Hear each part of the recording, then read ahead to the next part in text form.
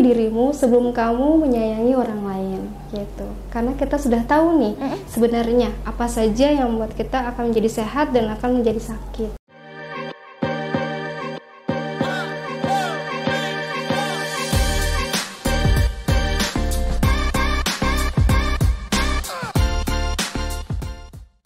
Hai Sobat Healthy, kembali lagi di Stetosports. Halo Sob, gimana kabarnya nih? Perkenalkan, saya Rena sebagai podcaster di episode kali ini. Sob, penasaran gak sih tamu di episode kali ini tuh siapa? Dan tamu hari ini tuh gak kalah spesial loh dengan tamu-tamu sebelumnya.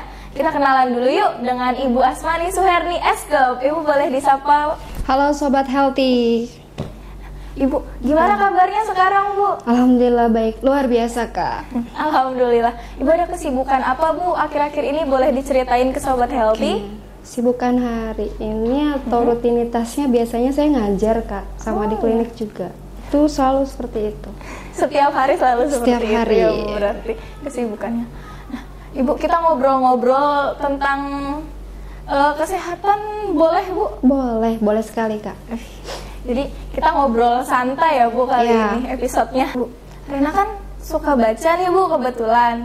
Terus pernah baca di salah satu berita ada tentang kesehatan remaja masih dianggap tabu di zaman sekarang. Itu kenapa sih Bu bisa dianggap tabu padahal zamannya tuh udah beda? Oh iya, kenapa tabu? Karena itu kan masuk ke kesehatan remaja atau bagian yang privacy, yang kadang orang itu tidak boleh tahu apa kondisi kita. Kadang berpikirnya itu mereka malu Kak, gitu. Jadi untuk mencapai mau menyatakan kepada orang tua pun malu, itulah dianggap tabu. Jadi dianggap aib pada saat itu. Tapi saya rasa Kak, kalau untuk di zaman sekarang udah melek sosial ya Kak, media sosial sudah di mana-mana gitu. Jadi sudah lihat gitu, jadi udah aware kepada ininya, udah nggak tabu lagi gitu, insya Allah. Berarti udah lebih terbuka lagi. Betul, ya mereka ya Bu, udah nggak setabu zaman-zaman sebelumnya berarti ya Bu ya. Ibu, ini kan bahas tentang remaja ya Bu. Boleh nggak sih Bu dikasih tahu kalau usia remaja tuh dari berapa sampai berapa ya Bu? Oke, jadi memang ada beberapa sumber ya Kak untuk kelompok remaja itu pada usia berapa sih gitu. Ada yang sampai 10 sampai 18 tahun, ada yang dari 10 sampai 24 tahun gitu. Untuk yang 10 sampai 24 tahun pun tergantung kepada apakah dia di usia 23 tahun dia sudah menikah, berarti dia tidak dikatakan remaja. Ada yang dia di usia 24 atau 25 dia belum menikah, terus masih bergantung kepada orang tuanya, itu pun dikatakan remaja. Seperti itu Kak. Oh, berarti masih tergantung tentang sudah menikah atau belumnya juga ya Bu? Ya, nama kelompok umur itu juga ya Kak. Oke. Kayak sekarang apalagi banyak banget pernikahan dini. Betul sekali.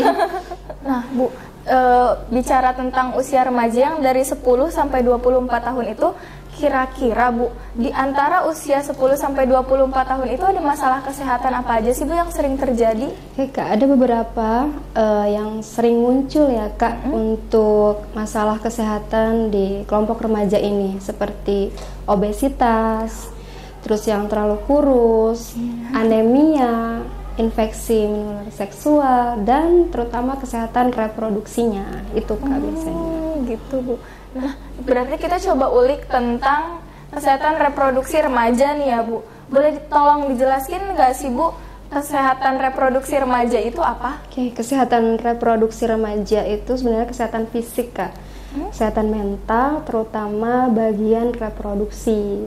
Jadi nanti kita lebih banyak reproduksi remajanya. Jadi ke organ reproduksi kita lebih ngulik di situ. Oh, oke. Bu, di berita yang kemarin Rena baca tuh di situ ada data surveinya. Nah, Sobat Healthy boleh lihat juga ada data surveinya di sini. Jadi pengetahuan tentang kesehatan reproduksi remaja itu secara dari tahun ke tahun tuh meningkat ya Bu, alhamdulillah. Iya, karena meningkatnya adanya media sosial dari televisi, terus internet, dan bahkan guru juga Kak. Jadi banyak informasi, guru pun memberikan informasi pada saat beliau ngajar gitu. Berarti setiap tahun tuh alhamdulillahnya meningkat ya Bu ya? Ya. Alhamdulillah Kak. Dan karena tadi ada salah satunya dari internet, guru, dan orang tua. Dan semoga di Stetospot episode kali ini bisa menjadi sumber pengetahuan baru untuk Sobat Healthy di rumah nih. Apalagi sekarang tamunya ada Ibu Erni selaku guru dan juga bidan. Nah Bu, kita ini kan remaja yang aktif nih Bu setiap harinya. Boleh dikasih tahu nggak sih Bu gimana caranya agar kita tuh terhindar dari berbagai macam masalah kesehatan reproduksi pada remaja itu atau KRR Bu? Oke. Lebih ke ngarah ke personal hygiene Kak gitu. Personal hygiene kan itu tidak untuk alat organ intim aja, tapi dari ujung rambut sampai ujung kaki. Kurangnya personal hygiene itu bisa mengakibatkan terjadinya infeksi Kak gitu. Iya, infeksi kalau misalnya ada jamur, bakteri itu kan bisa masuk ke dalam saluran kemih, bisa nanti terjadi peradangan, atau di kemaluan juga terjadi peradangan gitu. Terus kita kan harus menyiapkan, walaupun belum di usia nikah gitu ya, usia remaja, kita kan harus menyiapkan reproduksi kita untuk persiapan gitu agar bagus gitu ya, melahirkan generasi bangsa yang baik gitu. Kalau tidak disiapkan dari sekarang gitu, kapan lagi gitu. Dan bisa diatasi kalau ada masalah ya saat ini langsung diatasi. Jadi tidak menunda penyakit terlalu lama sehingga penanganannya juga tidak cepat gitu Kak. Iya, jadi nggak nunggu semakin parah ya Bu. Betul tapi sekali. Pas ada hal apa nih langsung diobati, semakin cepat semakin baik. Iya gitu. Jadi harus aware lagi kepada diri sendiri ya Kak, untuk kesehatan terutama reproduksi kita gitu. Oke. Nah Bu, tadi kan udah sempat ngasih tips-tips. Ada lagi nggak sih Bu tips lain untuk menjaga kesehatan reproduksi ini? Nah, untuk remaja kan biasanya banyak aktivitas ya Kak. Jadi banyak harus bawa barang pribadi ya, terutama untuk organ intim kita gitu ya. Adanya pakaian dalam terutama Kak. Jadi kita harus sering ganti gitu Kak. Biasanya Bu, kalau kita pergi-pergian nih seharian dengan aktivitas yang padat atau ke sekolah nih Bu misalkan, kita harus bawa berapa banyak pakaian dalam untuk ganti sih Bu? 3-4 yang tadi saya sebutkan. 3-4 atau sampai 5 bahkan Kak. Jangan sampai 2 kali dalam sehari, itu salah Kak. Oke, berarti harus rutin diganti gitu ya Bu ya. Nah itu dia Sobat Healthy, jangan sampai males ganti atau males bersih-bersih nih ya gitu.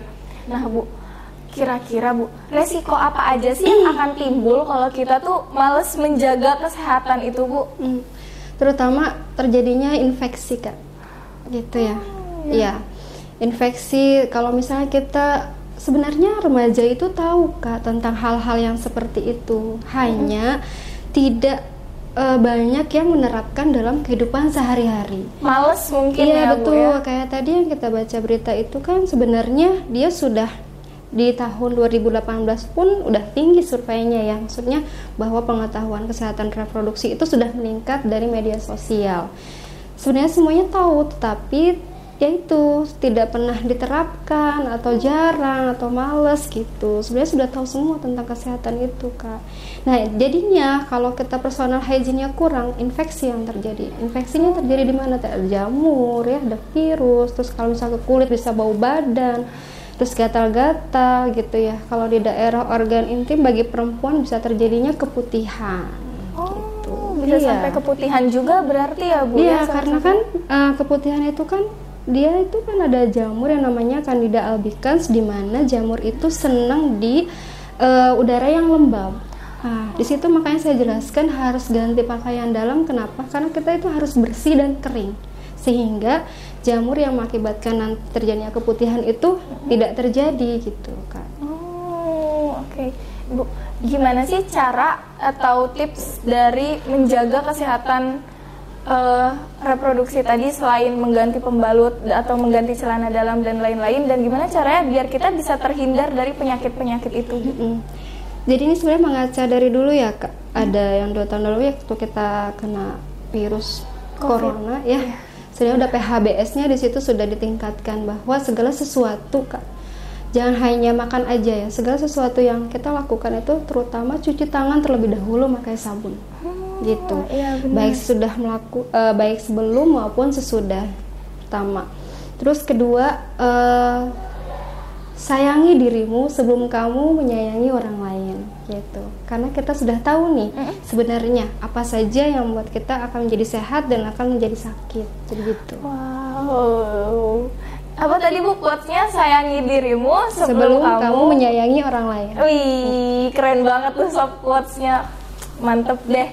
Nah, Ibu, kalau tadi kan kita bahas tentang penyakit pada wanita ya Bu. Kalau pada laki-laki tuh biasanya penyakitnya apa aja sih Bu yang mungkin timbul? Iya, biasanya dia bau badan banyaknya ya.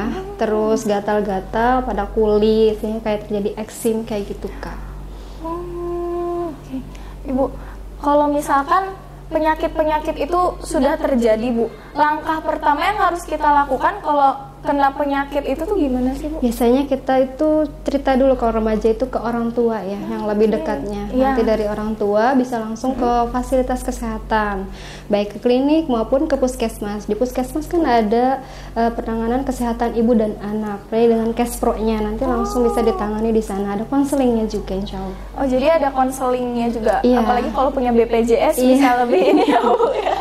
Ya gitu. Jadi sudah fasilitas sudah ada ya, terus pengetahuan sudah ada, tinggal kita yang melakukan yang pada remaja gitu. Berarti kuncinya dari semua itu kuncinya cuma satu nggak sih Bu? Berarti buat jangan malas aja. Betul. Dan harus lebih perhatian sama diri sendiri. Iya, gitu. Kesehatan diri kan bisa mempercantik diri Kak. Ibu, tadi kan Ibu sempat bahas tentang cuci tangan pas di zaman COVID itu ya Bu, pas PHBS itu.